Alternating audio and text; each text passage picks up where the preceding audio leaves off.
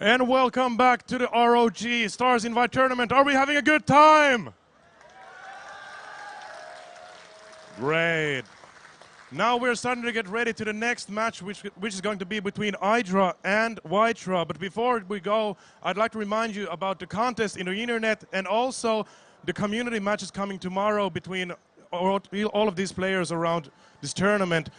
It's www.teamliquid.net. That's .net, not .com, as I said previously, /ROG. Go there and vote your favorite matchup. And now, without further ado, we're going to call the bad boy IdrA to the stage. Give it up for IdrA.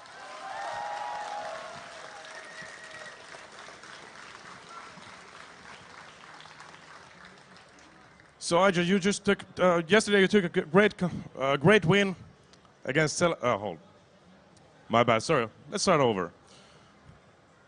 You had a great win yesterday. How are you feeling tonight? Pretty good. I like ZVT a lot more than ZVP, so I don't think it'll go like it did for a show, but I still feel pretty good. So WhiteRa plays a bit not so mundane play, or have you practiced his style? We don't really practice together much, and it's hard to imitate his style, so I haven't really practiced versus it. But I got to see 5 games of him versus Rhett yesterday, so I feel pretty prepared. That's great to hear. So without further ado, we'll call WhiteRa to the stage.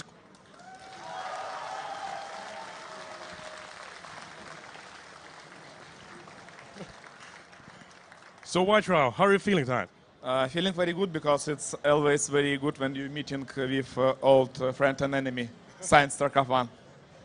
So you had a bit of a history before you. Can you tell us a little bit about it? IdrA, when I go to Korea, he showed very good skill and most of games he won. But Starcraft 2 it's more easy, and it's more easy now play with IdrA. Well, that's great to hear. So if we're ready, could you shake hands for good sportsmanship and take your places? And I'll give it back to you, TotalBiscuit and dApollo.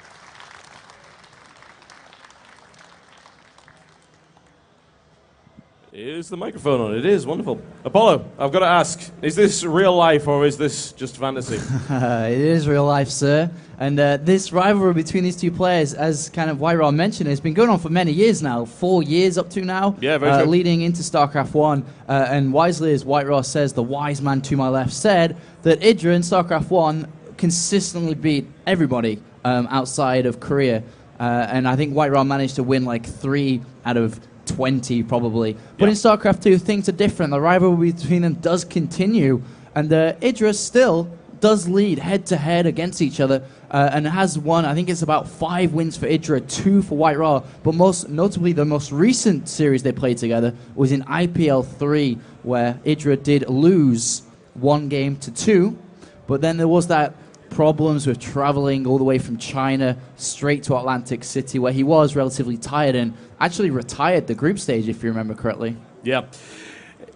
It's going to be tense one way or the other, and we were asked last night as to our predictions for this, and we were hard-pressed to give them, honestly. It really is going to be a really equal fight.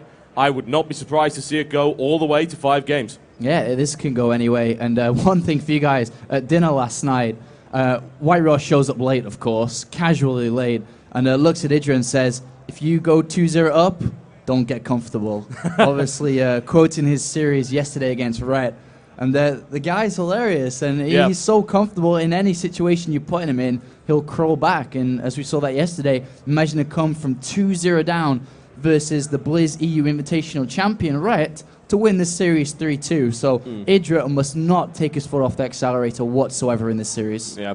I like to think that in the 2-0 down position, WhiteRa just sort of donated the games at the start just to make it a little bit more fun, and then say, right, okay, I'm going to play properly now. But of course, StarCraft 2 is too easy for him, so it makes it more difficult. It's okay. I use special tactics. Are we ready to get rolling? I hope so, but unfortunately, we do not have the players in the game just yet. Yeah, so we'll get them in now. And as you can see, actually, on WhiteRa's desk, he has his own brand now of TT Esports mouse pads, mouse, bag. I don't know what else he has. He's a walking brand now. It's pretty awesome. I know he is. That's pretty cool. And he's got his face on them, on everything. You've got special tactics on the mouse pad as well. And they're actually, it's rather smooth. Is that an endorsement there, Apollo? It's rather smooth. There you go. It is rather WhiteRa's smooth. rather smooth. With, you could put that on Thermaltake's website in a quote. It's rather smooth, dear Apollo. WhiteRa's rather no context smooth. of any sort. You can make with what you want. with that And I always praise. do. You know I always do. All right, we're just getting the admin's just going to get everything sorted out here. The map pool, IdrA gets rid of Zelnoga Caverns, of course. Every Zerg player, and even non-Zerg, were like, not playing it. I'm not playing it. On the other hand, we have WhiteRa, got rid of Metalopolis, very favored Zerg map as well. And looking over the map pool, we are going to go into Taldrum Altar. Ladder version is game 1. Second game after that is going to be the Shattered Temple. Third game, Antigua Shipyard. Fourth, Terminus Re. And WhiteRa Special Tactics. Last map is going to be Shakuris Plateau, which he managed to kill Ret off yesterday in. Yep. Do you want to guess which map has been vetoed? We just did that. Yes. Zelnoga Caverns. It's terrible, isn't it? That map is never going to get played this entire tournament. Unbelievable. Okay. We're just sorting out some BattleNet problems there. We saw none of the players in the game, which was wonderful. That could have gone badly. But we're ready to go, folks. Taldrum Altar will be the first matchup in this best-of-5 series. I don't see how this couldn't be brilliant. It's an epic series between two fantastic players and two great idols in the StarCraft 2 community, for sure. No doubt about that. We're just getting loaded, and then we'll get started with what is guaranteed to be an interesting series one way or the other. And here we go. Ladies and gentlemen, it's my pleasure to welcome you to this round of 4 matchup in the ASUS ROG tournament. Is brought to you by ASUS, Republic of Gamers, and NVIDIA. On the Taldrum Altar in the southeast corner. My absolute pleasure, as always, to cast this guy. Playing for Thermaltake Esports in the red trunks. Of course, playing Protoss. Give it up for WhiteRa!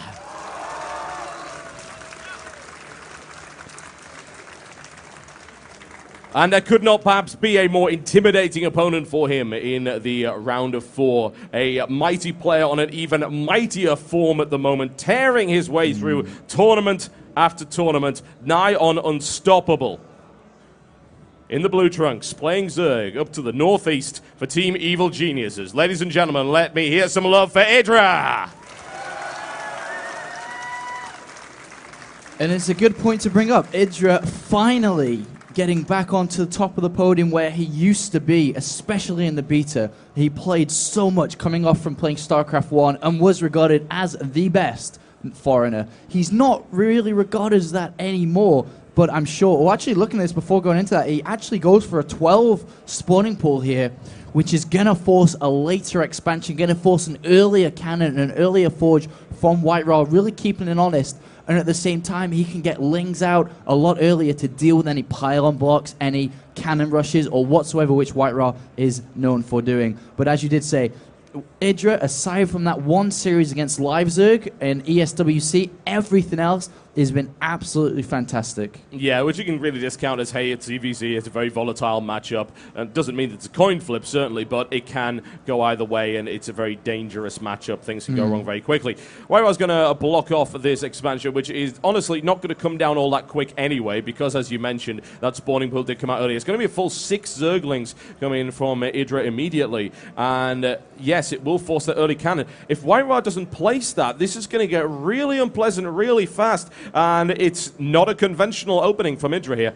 Yeah, I mean, the pylon will go down pretty much immediately, and he will be able to get a relatively early hatchery down as well because of that spawning pool. The thing is, does EGIdrA run past this? What I thought he may do is he's going to run past and maybe try to run into the base, knowing that if WhiteRa did not place the cannon down straight away, he could potentially run in. Now WhiteRa has to wall off. He may even try to wall off with a pylon as well, as this is maybe close, and I think that EGIdRA's going to at least get 2 Zerglings in here. He can run by and get really close. This is really incredibly close. Gateway goes down. Can he block it off with the probe? He blocks it with the probe. The cannon is up. He's able to stop 1 Zergling. He's not able to kill those 3 there. Now into the mineral line, of course. Now it's time for Probe Micro in order to defend against this.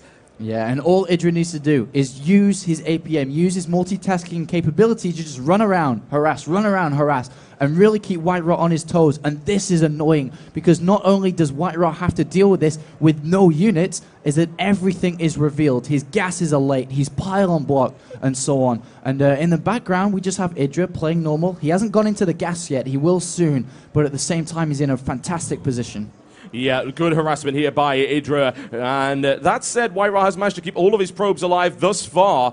But still, once again, it is annoying. It's pulling him off mining time. WhiteRa now getting aggressive against those Zerglings to try and get them out of there, but that's a lot of mining time that was just used up there, and it didn't actually do anything. So that's concerning, honestly. It's a good opening for IdrA, and it allows him to safely expand and continue to just poke away at WhiteRa's economy.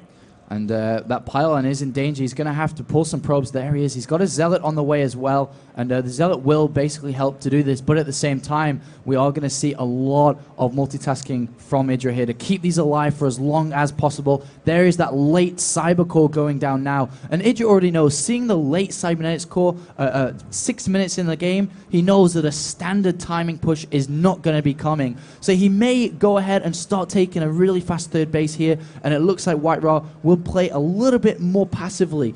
With 4-5 gateways, robotics facility, look for a faster third himself. Yeah, he really did come out of the blocks swinging here, and I like that an awful lot. It's what you mentioned earlier, it had to be done. Now IdrA able to pick off, I believe he's killed now 3 probes total, and this is looking a little dicey for WhiteRa. It's certainly not put him out of the game, and I think IdrA now simply realizing that those Zerglings aren't really worth keeping alive any longer. He throws them away so that he can focus on his macro, and we're going to see a tech up to lair from IdrA right now. Yeah, it looks like IdrA's going for a really fast layer, copying the style of Rhett from yesterday. Looks like he may be going for Mutilus in this case. At the same time, WhiteRa tried to get in a probe, was denied scouting information, did see a third gas being taken on that natural, so he suspects something is up, because usually IdrA is a player that would take a third base, and this Zealot as well is not going to see it. So this Zealot is questioning what IdrA is doing at the north side. And WhiteRa, what is he going to do to follow this up? He has a Stargate in defensive purposes. He will probably want to get a Phoenix from this out straight away so that he can scout what's going on.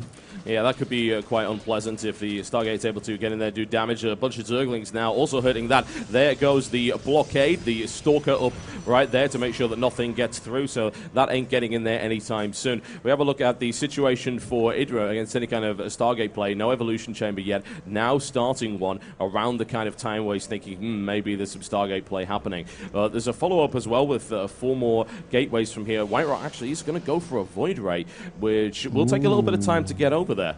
And this is not going to be so good for WhiteRa. Void Ray is so expensive, so slow, and obviously Mutilus a lot faster and be able to take it down. The Zealot does die at that north location where the Lings are killing the rocks. So WhiteRa does know that IdrA is now looking to expand, and if he puts 2 and 2 together, he may think this is a Mutilus style build, but at the same time, this is not IdrA's style. IdrA prefers Roach, Ling, Infester, possibly any Hydra bust as well. So we do see a lot of gateways being put down. The Overseer sees everything as well. We're at a total now of 1, 2, 3, 4, 5, 6, 7 gateways and a Stargate now.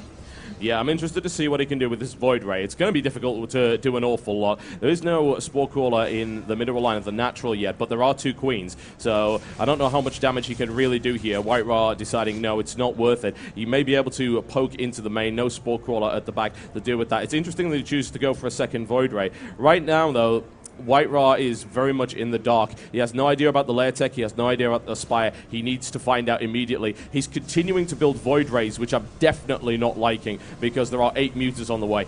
Yeah, that's not going to be so good for these Void Rays, and especially if they just go around trying to kill Overlords as well. And IdrA really using the strength of the Mutilus is not just building them and harassing and so on. It's what you can do in the background with them. And we are seeing IdrA take a 3rd and a 4th base at the same time. He can basically drone up extremely heavily, can focus on his tech as well. And I wouldn't even be surprised if he just used 10 Mutilus or so and then tech switched out into something else with the new economy that these Mutilus are allowed him to have.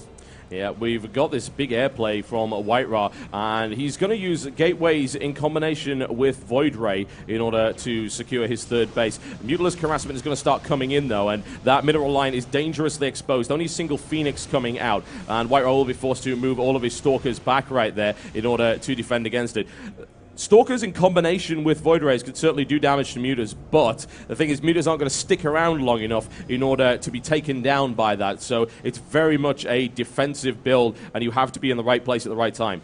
Yeah, and luckily for WhiteRa, he had not gone for that robotics facility like we saw versus Rhett yesterday. So he's already halfway to being in the right tech to defend against these Mutalisks, and he has to be so careful. Void Rays are pretty good against them if they are, like you said, with other units, but alone they are terrible. And IdrA now really taking this 4th base, getting the gases, the 3rd base as well, and still building Mutalisks as well, so he is keeping up with these. He is getting the +1 as well, currently at 17, will be going up to 19 very, very shortly. Yep, the Phoenix count is starting to get quite nice for WhiteRa here. He's sitting on 3. I'd like to see him add more for obvious reasons. Phoenix, the best idea against the mass Mutalisk style, which is what's happening here. There's 4 more coming on. That's going to take total to 22 Mutas. And this is just what's happening with the metagame at the moment. You build a lot of Mutalisks because it forces a very specific response from Protoss. Protoss don't really have a way of dealing with loads of Mutalisks all the time without being forced down to a mass Phoenix path. And of course that also involves quite a lot of micro, and nasty things can happen if you get too close to a ball of Mutalisks of that size. Yeah, and that's all it's going to come down to is who can control better. The thing is, on this map, Mutalisks are so good because it's really hard to actually get from the main to the natural to the 3rd, and because of that, WhiteRa has not decided to take a 3rd base, as you can see, and is gearing up for a very strong push coming out shortly. And is IdrA going to have enough? Because right now, all he has are Mutalisks, and they are not combat units. By no means are they combat units, especially against the army composition that WhiteRa has. He will have to start making a lot more. He is at 77 drones. He has a lot of spine crawlers defending his natural, though. But right now, it will be dangerous, I think, if WhiteRa decides to engage. The difference is staggering in terms of that. Can he get the flank on it right there? WhiteRa needed to move in to actually fire on those with the Stalkers. Doesn't do that, and the Phoenixes are ripped out of the sky. 3 Void Rays are still alive. The question is, does he now go for it? This may end up working out. We've got a very small unit count for IdrA, but he is producing a ton of Zerglings and is also going in to gut the production facilities of IdrA. WhiteRa, that's going to end up being really messy for him. And WhiteRa now looking to do a ton of damage, but look at how well IdrA's prepared for this. Oh, look at this. There are so many Lings and more Mutalisks on the way as well. He's killed so many probes. He's killing Void Rays and Stalkers in the main base as well. I can't see WhiteRa breaking this. It's going to be so difficult. There's too many spines. Yeah, the spine crawlers are ridiculous. He has to go for the 3rd and strike the 4th as well. Going for the natural is not an option right now. He's taking a ton of damage in the process. He will perhaps be able to destroy this hatchery. There's not a ton of units coming out to stop that from happening. Admittedly, the Zealot count is a little bit low to deal with a lot of Zerglings. The problem is what's happened in the background. Look at the difference in worker count. And there are not many Zealots here, so I think WhiteRa is going to be able to get all the Mutalisks together now, which are at 30. It will combine with the Lings and absolutely crush WhiteRa's attack, and here it comes. Yeah, this is not going to be pretty to watch, honestly. WhiteRa assaulting the natural expansion, ended up losing a ton of units in the process, was not able to destroy either of those. And while Mutalisks are not combat units, when you've got that number of them, it really does not matter. And that is a easy cleanup and a GG right there. IdrA taking the first game in a pretty convincing fashion, honestly, and WhiteRa attacking that natural expansion. You just saw that in the background, IdrA had prepared very well for it, and the drone count was just ridiculous. Yeah, Mutalisks are so difficult to deal with, to defend against, and the option that it gives you is he can base trade very, very easily with Mutalisk. He can go in there, and because they're so fast as well, they can return home to defend against the push as well, and you're left in an awkward situation as, do I attack, do I defend? If I defend all the time, IdrA's going to be at 80 drones, which he was in this game as well. Can take 5, 6 bases, can be at Ultralisk, can be at literally anything he wants to do by the time I come out and defend. Or do I attack and risk my entire economy, my entire base? And that's the situation you're put into if you don't have, as we saw yesterday, getting up to that Stargate and a second Stargate to actually defend correctly against these. Yeah, definitely. That was unfortunate. I think maybe WhiteRa had an opportunity to thin out that Mutalisk count, honestly, with that engagement around his natural. He saw the Stalkers moving in, but they weren't in position. They could have seen it for obvious reasons. They were above the tree line, but he had Phoenixes up there to give sight. And he didn't fire. He just wasn't in range there. So I think there was an opportunity to thin it out there, but even then, the economy of IdrA was crazy the entire way. You're looking at 4 bases, fully secure, no harassment whatsoever. And then when that fight finally came, the forces of WhiteRa were too anemic to break through the defense. That's how it went down. And the next map will be Shattered Temple. Are we going to hear from the sponsors? I believe we're going to hear from the sponsors. A very brief commercial break, folks. We'll be right back once WhiteRa has finished watching the replay with the second game of this Round of 4 series.